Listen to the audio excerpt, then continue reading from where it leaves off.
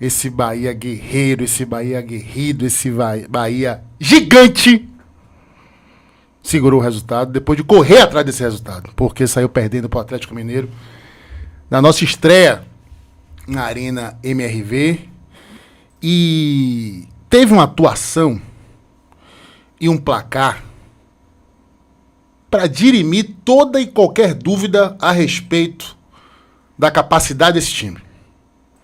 Não é possível que alguém em sã consciência e que não torça contra o Bahia e que não tenha má vontade contra o Bahia não tenha se convencido de que esse time do Bahia não entrou para ser coadjuvante no Campeonato Brasileiro.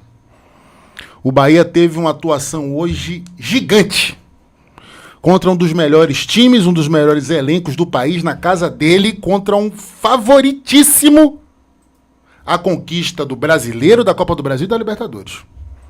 E o Bahia teve personalidade para resistir ao Galo, para incomodar o Galo. E não é exagero dizer que o Bahia poderia ter vencido o Galo, porque criou oportunidades para tal.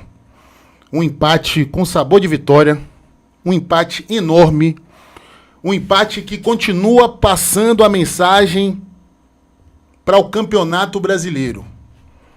Que o Bahia não está nesta competição a passeio. E muito menos para brincadeira. Um primeiro tempo, velho, que me chamou muita atenção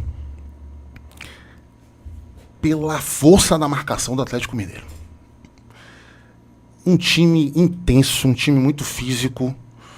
Um time que até ali, os 25 minutos do primeiro tempo, não permitiu que o Bahia passasse do meio de campo.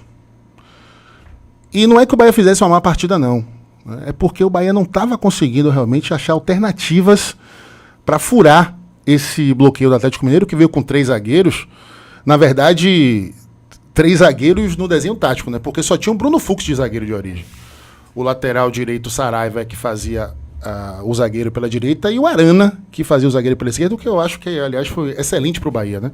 Porque você mata a principal virtude do jogador da seleção brasileira, na minha opinião, que é o apoio ao ataque. Mas assim, o Galo abafando, o Galo não deixando o Bahia trocar passes, mas o Bahia muito bem postado defensivamente, né? O Galo era um time, apesar dessa consistência de marcação, de uma nota só. Foi um time que se limitou basicamente o primeiro tempo inteiro a virada de jogo, na inversão de um lado para o outro, para tentar pegar as linhas do Bahia de calça curta e fazer cruzamento para a área. O que evidentemente não funcionou, porque Juba estava atento, apesar de um vacilo ou outro. Juba hoje não fez uma boa partida. E de Arias estar completamente soberano pelo lado direito e anulando completamente um dos principais talentos do Atlético, que é o Gustavo Scarpa. Por falar em talentos do Atlético, Paulinho e Hulk praticamente não jogaram, né, no primeiro tempo, devido também à forte marcação, à imposição física de Gabriel Xavier e de Canu, que mais uma vez foram alguns dos destaques defensivos do Bahia. O Bahia que entrou em campo com o seu time habitual, né? A única mudança em relação aos últimos jogos foi a entrada de Everaldo, né? Totalmente recuperado da lesão. Da fratura na costela, né? Só que o jogo pelo Bahia do lado direito não estava fluindo, o Everton Ribeiro não estava num bom dia. Pelo lado esquerdo a gente já sabe das debilidades do time do Bahia, está sendo posicionado por ali também, não conseguia dar fluência ao jogo. Cauli, hoje, eu achei uma partida mais eficiente. Não teve aquele brilho que a gente ainda está esperando, mas foi um Cauli que facilitou mais as jogadas, que prendeu menos a bola, que tentou jogar de forma mais coletiva. Mas assim, o meio de campo do Bahia não se destacou na primeira etapa, à exceção de um cara que, na minha opinião, fez a estreia dele no Campeonato Brasileiro no nível que a gente espera que ele jogue, que é Caio Alexandre. Caio Alexandre hoje deu carrinho, desarmou, armou o jogo do time, né? A gente viu aquele Caio Alexandre partindo na intermediária defensiva para a intermediária ofensiva com a bola dominada e achando alguns bons passes. Hoje foi pela primeira vez no Campeonato Brasileiro uma partida com selo Caio Alexandre de qualidade e que siga assim. A partir dos 20 minutos, o Bahia conseguiu tramar algumas jogadas. Aos 22, anotei aqui para não me perder, o primeiro chute a gol do Bahia, Cauli puxou um contra-ataque, tocou para Arias, ele inverteu para Tassiano, que ajeitou de cabeça, Jean Lucas chegou batendo de primeira, ali pelo lado esquerdo da grande área, mas pegou mal. E aos 23, a melhor jogada ofensiva do Bahia até então, que é o Alexandre, né, que veio com essa bola dominada ali no grande círculo, enfiou a bola para Everaldo, que viu a ultrapassagem de Everton Ribeiro, o nosso 10 foi na linha de fundo, fez um cruzamento, velho. Uma jogada muito bem tramada, né? Uma jogada lá Bahia. Uma das poucas oportunidades que o Bahia teve, que achou espaço nesse forte sistema defensivo do Galo para triangular.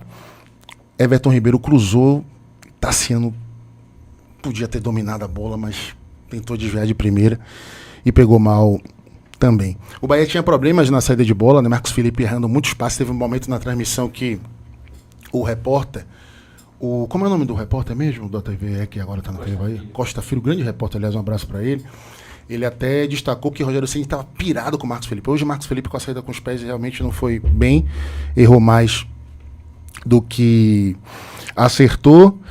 E assim, salvo esses dois lampejos coletivos, o Bahia não conseguiu produzir mais nada.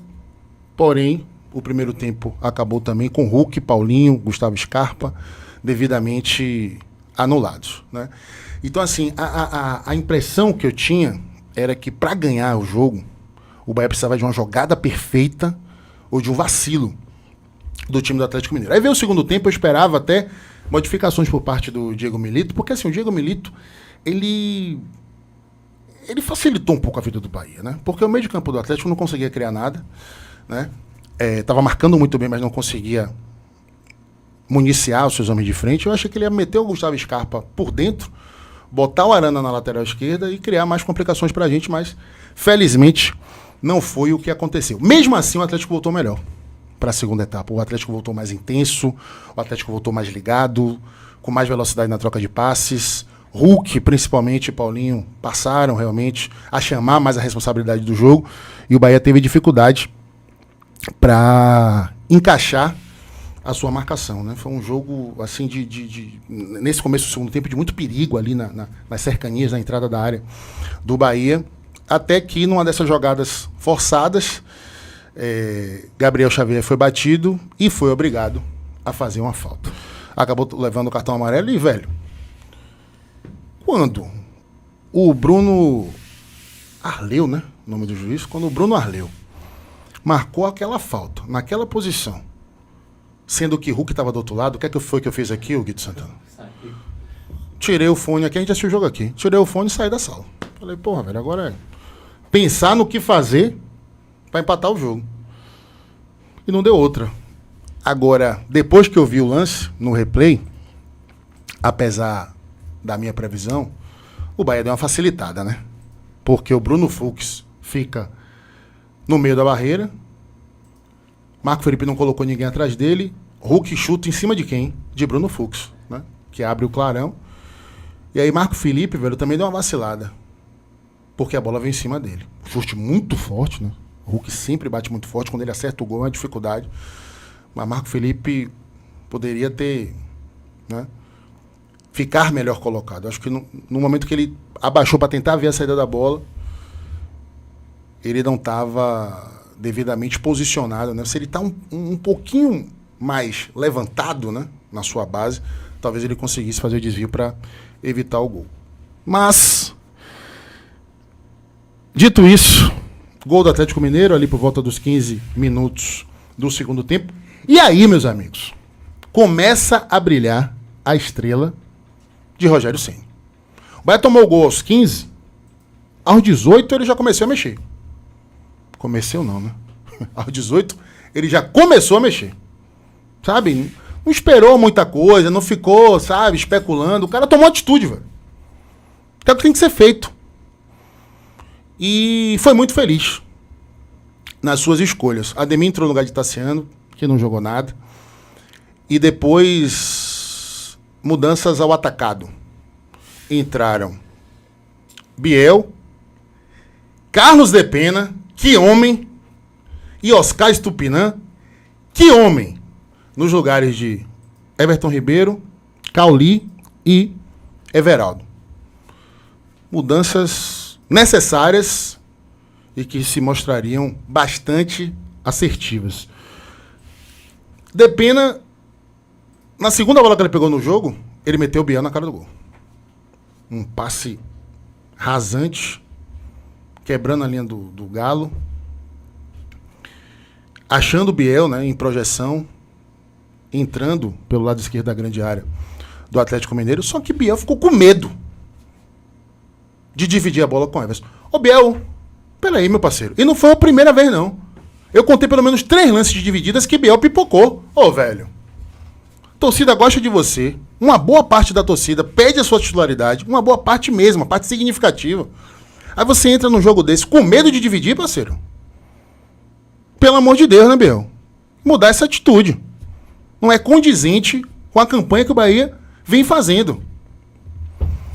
Felizmente, não foi um lampejo do nosso querido Depena, porque, deixa eu só olhar aqui os minutos, aos 28 minutos, ele mete um lançamento espetacular para Oscar Estupinan, um lançamento tão espetacular que enganou a mim e a Rogério Ceni. Porque na hora que Estupinan recebeu a bola, eu falei para Hugo, rapaz, tá impedido. Só que o juiz não levantou a bandeira, graças a Deus. Estupinan fez o pivô para Ademir e o resto é história. E que belíssima história. A lei do ex a nosso favor pela primeira vez na Arena MRV e em grandíssimo estilo. Que baita golaço, que puta golaço, que senhor golaço. Ademir! Nunca te critiquei! Nunca! Que homem maravilhoso. Que golaço, velho. Do jeito que ele gosta. Também, né? Meter aquela bola pra Ademir sem marcação. É a posição que ele mais gosta, é o jeito que ele mais gosta de bater na bola. A maioria dos gols de Ademir na carreira foi mais ou menos assim. E ele foi extremamente feliz pra calar a Arena MRV e pra fazer assim, ó. Que eu não sei o que significa isso, depois procura aí. É o filho dele, né? Maravilhoso. Vamos todos fazer assim hoje. Que golaço, que golaço. E o repórter lá da transmissão do Premier foi muito feliz que ele disse assim, ó, gol de Rogério Ceni. O repórter não, aliás, o comentarista, Cabral Neto, que é um monstro. E ele falou o seguinte, cara, não foi gol de Ademir, foi gol de Rogério Ceni, né? Porque um gol protagonizado por 3 caras que Rogério tinha acabado de botar em campo. E assim, destacar a ousadia do Bahia. Porque o Bahia foi pro risco. Imediatamente após tomar o gol. As modificações foram para deixar o Bahia mais agressivo, mais ofensivo. Correu o risco de ceder espaços nas costas da sua última linha defensiva para os jogadores muito velozes do Galo. Correu, mas é aquilo, meu irmão. O sucesso é de quem se arrisca. O sucesso é de quem quer e tem coragem. E o Bahia teve muita coragem para correr atrás do resultado, não deixar o Galo crescer no jogo, não deixar a sua confiança baixar, né? E aí o seguinte, fez o gol, evidentemente dá uma baixada de linha, não precisa se expor tanto. Você tem que pensar que é um campeonato de 38 rodadas, estamos na 7ª, e o empate lá na casa do Atlético é um resultado que vai ser conquistado por pouquíssimos adversários. E outra, o Atlético é adversário direto. Hoje nós ganhamos um ponto e impedimos que o Atlético ganhasse 3. Né? Rogério também colocou Rezende no lugar de Caio Alexandre para aumentar a estatura, para dar mais firmeza no setor de marcação. Não vou dizer que o Bahia não sofreu, né, porque a bola zanzou a área o tempo inteiro. Nós tivemos alguns lances polêmicos, né? Hugo quase infarta naquele chute que Marcos Felipe deu rebote e que poderia abrir uma discussão de pênalti, mas o Bruno Arleu não deram trela para qualquer contestação, porque o jogador do Atlético que pegou o rebote estava impedido. Nós tivemos também uma dividida com o Biel na área, que a bola bate na mão dele, mas totalmente acidental, e aí o VAR também vai muito bem, apesar de toda a pressão do estádio, dos jogadores do Atlético, a comissão técnica, Hulk, como sempre, querendo apitar o jogo, mas a arbitragem não deu trela. E aí eu vou usar uma expressão que eu nem gosto, mas que eu acho que hoje cabe, que é o Bahia soube sofrer na reta final, né? Soube sofrer, mas repare, não foi o sofrimento de um time que abdicou do jogo, que abdicou da bola, que ficou dando chutão, não. O Bahia adotou uma estratégia consciente para se defender e para atacar. E ainda teve algumas oportunidades não tão claras, né? Como outras chances no decorrer do jogo. E ao apito final, do meu ponto de vista, assim, vocês me acompanham, vocês sabem que eu estou acreditando nesse time do Bahia, em coisas grandes, já há um bom tempo. E não é por empolgação, né? É porque esse time está fortalecendo a minha convicção. Olha de quem esse time ganhou nesse campeonato, a forma como esse time ganhou. Claro que eu entendo que deu uma baixada no nosso ânimo e na baixada de ânimo em muita gente na torcida a eliminação da maneira como aconteceu domingo na Copa do Nordeste.